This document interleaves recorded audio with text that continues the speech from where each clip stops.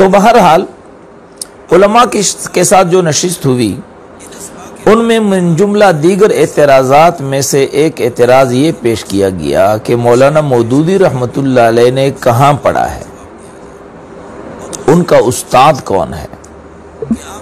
یہ جواب دینے سے پہلے میں یہ عرض کرنا چاہتا ہوں، ایک الزامی میری طرف سے سوال ہے کہ حاجی امداد اللہ مہاجر مکی رحمۃ اللہ علیہ نے کس مدرسے میں پڑھا تھا، ان کے استاد کون ہیں؟ حالانکہ وہ اتنی بڑی شخصیت ہیں کہ مولانا حکیم الامت مولانا اشرف علی تھانوی رحمۃ اللہ علیہ، شیخ الہند مولانا محمود الحسن رحمۃ اللہ علیہ، حضرت مولانا رشید احمد گنگوہی رحمۃ اللہ علیہ، حضرت مولانا محمد قاسم نانوتوی رحمۃ اللہ علیہ، سب حضرت حاجی امداد اللہ مہاجر مکی کے مرید ہیں، جسے آپ سید الطائفہ کہتے ہیں، اس نے کہاں پڑھا ہے؟ ذرا ان کے استادوں کے نام بتا دیجئے۔ حضرت حاجی صاحب کے فیصلہ ہفت مسئلہ اور دیگر جو ان کی کتاب میں ہیں ان پر تو تبصرہ میں کسی مناسب مجلس میں پھر کروں گا، جب ہمارا پیمانہ صبر لبریز ہو جائے اور مخالفین ہمیں اس انتہا تک پہنچانے پر مجبور کر دیں، تو یہ تو پھر بات ہوگی کہ فیصلہ ہفت مسئلہ میں حاجی صاحب نے کیا لکھا ہے۔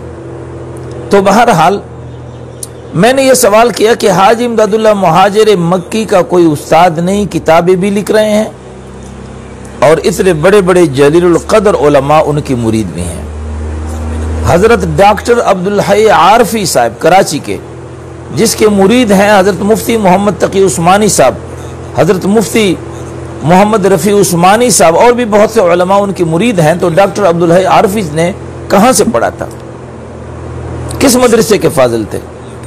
یہ سوال ہمارے ان مخلصین کی طرف سے کبھی نہیں اٹھایا گیا۔ حاجی عبدالوہاب صاحب رحمۃ اللہ علیہ نے کس مدرسے میں پڑھا تھا؟ حضرت مرزا مظہر جانے جانا رحمۃ اللہ علیہ، جس کے مرید حضرت قاضی ثناء اللہ پانی پتی رحمۃ اللہ علیہ، جنہوں نے تفسیر مظہری لکھی ہے، اس نے کہاں پڑھا ہے؟ تو یہ تو ایک الزامی میری طرف سے سوال ہے۔ اصل بات یہ ہے کہ مولانا مودودی رحمۃ اللہ علیہ جس زمانے میں طالب علم تھے، اس زمانے میں بعض جگہ تو ایسے مدارس قائم تھے جہاں پورے درس نظامی اور تمام اسباق ایک ہی چھت کے نیچے پڑھائے جاتے تھے، لیکن ایسے مدارس بہت ہی کم تھے۔ بلکہ لوگ ایسا کرتے تھے کہ طلب علم کے لیے مختلف علماء سے رجوع کرتے، کسی سے فقہ پڑھتے، کسی سے حدیث پڑھتے، کسی سے نحو، مختلف علوم اور فنون، متفرق مقامات پر متفرق علماء کے پاس جاتے اور پڑھتے تھے۔ دہلی میں ایک مسجد ہے، جامعہ مسجد فتح پوری، اور مدرسے کا نام بھی جامعہ فتح پوری ہے۔ اس مدرسے میں مولانا سید ابو العلا مودودی رحمۃ اللہ علیہ نے مولانا اشفاق الرحمان کاندہلوی رحمۃ اللہ علیہ سے پڑھا۔ مولانا مودودی رحمۃ اللہ علیہ شاگرد ہوئے مولانا اشفاق الرحمان کاندہلوی رحمۃ اللہ علیہ کے۔ مولانا اشفاق الرحمان کاندہلوی رحمۃ اللہ علیہ یہ شاگرد ہیں مولانا خلیل احمد سہارنپوری رحمۃ اللہ علیہ کے۔ مولانا خلیل احمد سہارنپوری رحمۃ اللہ علیہ یہ شاگرد ہیں مولانا مظہر نانوتوی رحمۃ اللہ علیہ کے۔ مولانا مظہر نانوتوی رحمۃ اللہ علیہ شاگرد ہیں مولانا مملوک علی کے۔ وہ شاگرد ہیں حضرت مولانا شاہ ولی اللہ حضرت شاہ محمد اسحاق محدث دہلوی کے۔ شاہ محمد اسحاق محدث دہلوی شاگرد ہیں شاہ عبدالعزیز محدث دہلوی کے، اور وہ شاگرد ہیں حضرت شاہ ولی اللہ محدث دہلوی رحمۃ اللہ علیہ کے۔ حضرت شاہ ولی اللہ محدث دہلوی رحمۃ اللہ علیہ شاگرد ہیں شیخ ابو الطاہر محمد ابن ابراہیم القردی کے، اور وہ شاگرد ہیں اپنے والد ماجد شیخ ابراہیم القردی کے۔ وہ شاگرد ہیں شیخ احمد قشاشی کے۔ وہ شاگرد ہیں شیخ احمد ابن عبد القدوس النشاوی سے۔ وہ شاگرد ہیں شیخ محمد ابن احمد الرملی کے، اور وہ شاگرد ہیں شیخ زکریہ بن محمد ابو یحییٰ انصاری کے،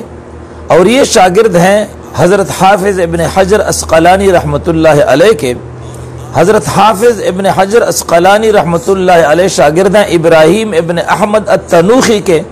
وہ شاگرد ہیں احمد ابن ابی طالب کے، وہ شاگرد ہیں سراج الحسین ابن المبارک کے، وہ شاگرد ہیں عبد الاول ابن عیسیٰ الحروی کے، وہ شاگرد ہیں عبد الرحمن ابن مظفر الداودی کے، وہ شاگرد ہیں عبداللہ ابن احمد السرخسی کے، وہ شاگرد ہیں محمد ابن یوسف الفربری کے، اور وہ شاگرد ہیں شیخ محمد ابن اسماعیل البخاری کے۔ امام بخاری رحمۃ اللہ علیہ اس کے پھر متعدد اساتذہ ہیں، ان کے اساتذہ ہیں متعدد، ان اساتذہ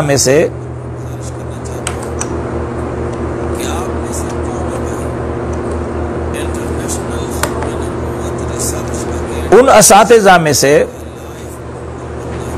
امام بخاری رحمۃ اللہ علیہ کے متعدد اساتذہ ہیں، ان اساتذہ میں سے آپ کوئی بھی سند لے سکتے ہیں تو سلسلہ رسول اللہ صلی اللہ علیہ وسلم تک پہنچے گا۔ محمد ابن اسماعیل البخاری شاگرد ہیں محمد ابن فضیل کے، وہ شاگرد ہیں احمد ابن اشکاب کے، وہ شاگرد ہیں ابو زرع عمارہ ابن قعقاع کے، وہ شاگرد ہیں ابو زرعہ کے،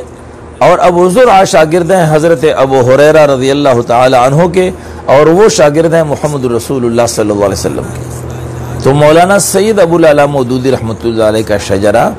علمی شجرہ، وہ فرش سے عرش تک جاتا ہے، ان کا شجرہ